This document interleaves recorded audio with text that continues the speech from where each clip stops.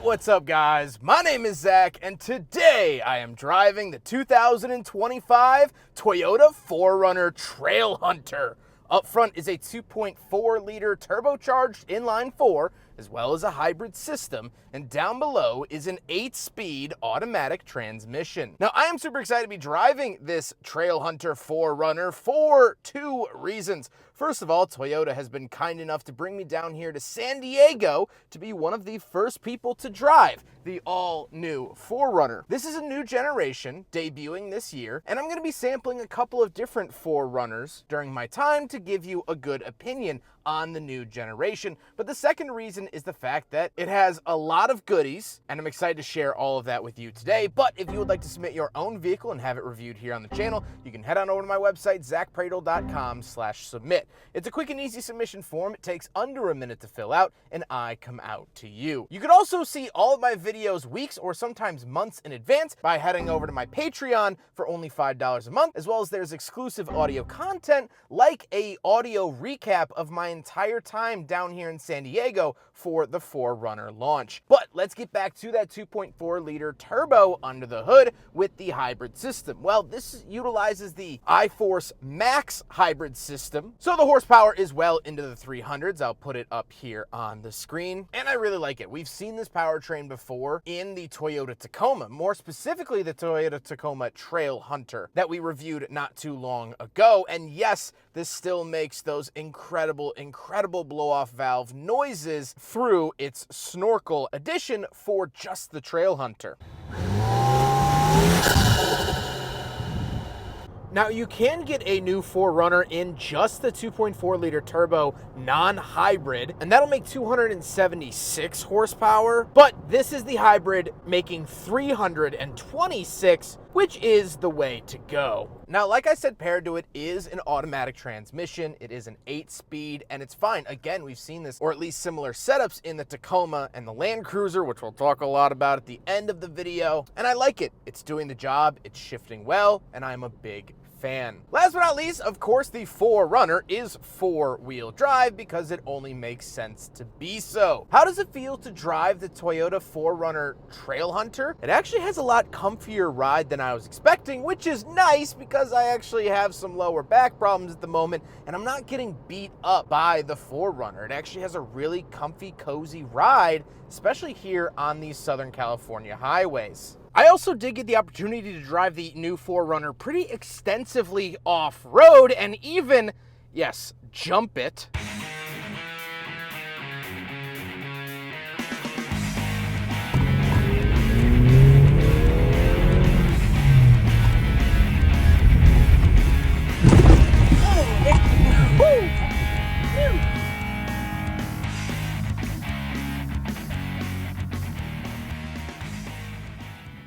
And the biggest thing that stands out to me, because there's very capable SUVs on the market, is how smooth and comfortable it maintains while going off-road. The Trailhunter does have adjustable shocks front and back. You actually manually adjust it on the actual strut itself, and so you can make them softer, and it is soft. If you want to see the full uncut off-road drives, where there's just music and not much talking, and pretty much you can go find that on my Patreon. But the long and short of it is that even though I was tackling some really rough terrain here in the 4Runner, I was also comfortable. Maybe one or two times did I actually feel rattled going over something kind of sketchy, which in a Wrangler or Bronco would have ruined my shorts anyway. Visibility is good. Size is a little bit big, but to be expected out of the 4Runner, that's nothing new. And overall, it drives really great. It definitely drives nicer than the Tacoma. A little bit shorter of a wheelbase kind of helps that out. With that stuff out of the way, let's talk about the interior. Well, in front of me, I have digital gauges. Toyota has been moving towards this, and I'm not the biggest fan. I think that they're a little bit cluttered. It's a little bit hard to tell what's what at just a short glance, but I like the design of them. On the steering wheel, on the left, we have our selectors, phone options, volume, and voice commands, and off to the right, we have our adaptive cruise control. To the left, we do have a climate control vent. We have headlight levelers, very nice to see that, gauge dimmer switch, gas cap release, automatic high beams, traction control, AC 120 volt outlet, rear tailgate release, 4 auxiliary switches, door on and off, fog light, and light bar adjustments. Again, light bar can only be turned on when the brights are on, much like the Tacoma Trailhunter, and the fog light switch actually changes the color. So really, really cool to see that. Moving onto the door, we do have 2 levels of memory seats, power mirrors, power locks, and power windows. And moving into the center, we get a JBL speaker up on the dash. Now, I absolutely love this because it actually gives you the ability to remove this JBL speaker and take it around with you. You can bring it to a party. You can listen to music while you're cleaning the kitchen, all thanks to Toyota and their partnership with JBL. However, we do have our infotainment system. This does have wireless Apple CarPlay and Android Auto, as well as a very good camera system. This has kind of been the highlight of this infotainment here. Because of its off-roadiness, it's been really, really helpful out on the harsh terrain. But other than that, this is Toyota's modern system. It's good enough. I've never fallen in love with it. I also don't hate it. It works, and that's all I need. Down below that, we do have our volume switch and 2 climate control vents, and then we have our climate controls. We get dual zone climate, heated and ventilated seats, as well as a heated steering wheel. So all the fixins there. Then we do have 2 USB-Cs as well as a wireless charger. Lovely to see that. And then we come into the center with the shifter. Off to the left, we do have our parking brake and auto holding brake, as well as our 4-wheel drive settings and drive modes. So we get plenty of drive modes to select, as well as we do have our crawl mode, tow haul, and MTS. And off to the right, we have buttons for trailering, our camera view button, rear locking diff, and stabilibar disconnect. Love to see that you can do that on the fly. We also do have the shifter here in the center, shared with most heavier duty Toyotas like the Tacoma, like the Tundra. And we have cup holders, so we will do a big friggin' model test. And unfortunately, the brand new 4Runner fails. However, it was pretty much to be expected because the Tacoma and Land Cruiser also fail as well. Then we do get a center console and the seats. As I mentioned, the seats are heated and ventilated, power and memory, and they are really, really comfortable. I've really been enjoying my time here in the 4Runner and the other 4Runners as well. I do like that they have the added yellow piping for the Trailhunter. Kind of remind me it's a little bit more special than, say, an SR5, and I like that a lot. However, speaking of seats, we do have 2 rows of seating, so let's go do a back seat review. All right, so we're in the second row of the Trailhunter 4Runner, and a couple of things to note. First of all, I fit back here. I fit back here pretty handsomely. I do have 2 USB-Cs as well as a wall outlet. Love to see that. 2 climate vents and plenty of headroom, plenty of knee room. I have JBL speakers, some cup holders in the doors. It's a nice place to be. However, select lower trims, the SR5 and the Limited, can be had with a 3rd row seat. Now, it is a dreadful 3rd row seat, but it can only be had also on the gas engine, no hybrid, because the hybrid battery actually has to live back there. So on non-hybrid lower trims, you can get a 3rd row seat. It's atrocious, but it's an option. That's no longer an option here on Trailhunter or TRD Pro or any of those trims. So something to note, you could get a 3rd row, but it's just not in this particular 4Runner.